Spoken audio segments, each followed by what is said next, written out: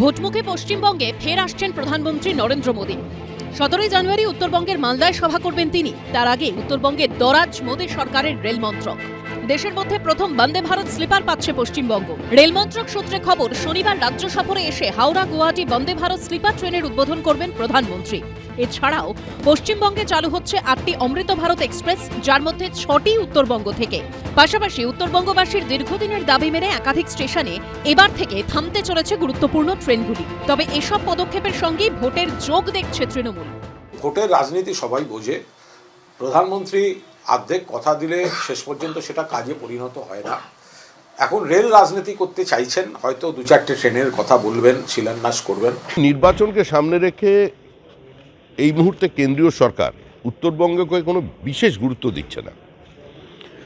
পশ্চিমবঙ্গে আমরা একটা রাজনৈতিক সমাজের মধ্যে বসবাস করি, সেজন্য সমস্ত কিছুর মধ্যেই আমরা একটা রাজনীতি দেখি বা ভোট কেন্দ্রিকতার কথা বলি। 2019-এর লোকসভা ভোটে উত্তরবঙ্গের 8টি আসনের মধ্যে 7টিতেই জয়ী হয়েছিল বিজেপি, কিন্তু তারপর থেকে উত্তরবঙ্গের সমীকরণ বদলাতে শুরু করে। 2021-এর বিধানসভা ভোটে উত্তরবঙ্গের 27টি আসনে জেতে তৃণমূল, বিজেপি জেতে 26টিতে। উপনির্বাচনে ধূপগুড়ি এবং মাদারিহাটের মতো কেন্দ্র বিজেপির থেকে ছিনিয়ে নেয় তৃণমূল। এই আবহে বিধানসভা ভোটের আগে উত্তরবঙ্গবাসীর মন পেতেই কি ঝুড়ি উপর করেছে রেল? প্রশ্ন উঠছে বিভিন্ন মহলে। অন্যদিকে কার আমলে বেশি প্রকল্প পেয়েছে উত্তরবঙ্গ, তা নিয়ে চলছে রাজনৈতিক চর্চাও।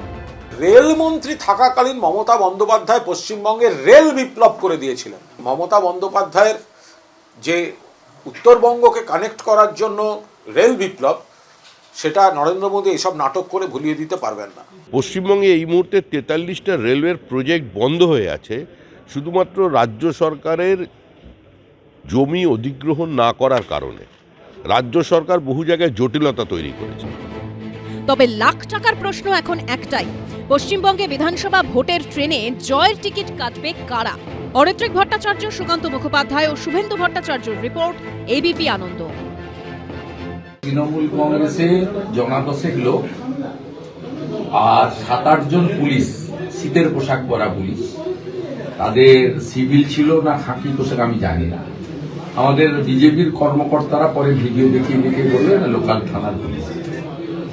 তারা ওদেরকে গট আপ গেম করছে, ম্যাচ ফিক্সিং, আটকানোর চেষ্টা করছে। আর তারা লাঠি, কাঠের বাটা, পেরেক লাগানো, ওগুলো দিয়ে দুটো গাড়ি, দুটো কালো স্করপিওতে, কোনটা আছে বুঝতে পারছে না, আমি দুটোই ভাঙছি।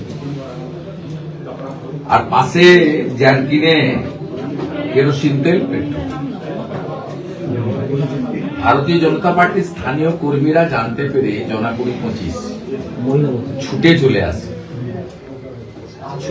চলে আসার ফলে দুপক্ষ মুখোমুখি হয়ে যায়।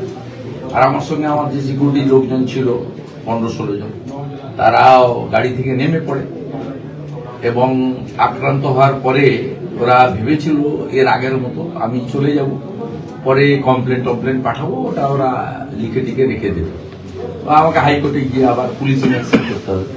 তা আমি সিদ্ধান্ত নিলাম এনাফ ইজ এনাফ। 5 বছর অনেক অত্যাচার সহ্য করেছি, বিজেপি কর্মীরা সহ্য করছে, এর একটা হেস্তনেস্ত করা দরকার। তাই গাড়িটা নিয়ে সোজা এখানে বিট হাউসে, মানে থানার এটা ওটি মানে আউটপোস্ট, এখান থেকে থানা অনেক দূরে। তা স্বাভাবিকভাবে আমরা এখানে, আমি আমার গণতান্ত্রিক অধিকার মতো ধর্ণা দিচ্ছি। এবং ওরা লিখিত অভিযোগ চেয়েছিল, আমি 9 জন যাদের ভিডিওতে দেখা গেছে, তৃণমূলের যুব মোর্চার সভাপতি দেবাঞ্জন মন্ডল, পঞ্চায়েত সমিতির ঠিকাদার বাণীব্রত চৌধুরী, শ্রমিক শাখার সভাপতি দেবকুমার দে, শাহরুখ খান বলে এক গুন্ডা জঙ্গি, মণিকাঞ্চন তৃণমূলের পরিচিত মুখ, গ্রাম পঞ্চায়েত প্রধান। এরপরে তো আর তৃণমূল বলতে পারবে না যে এরা অন্য কোনো পার্টি করে, সব পরিচিত মুখ। আমি তাদের নাম দিয়েছি, আমি অন্য কারোর নাম দিইনি।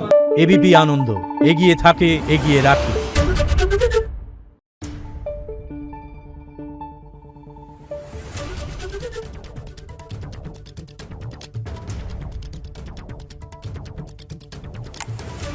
Thank you.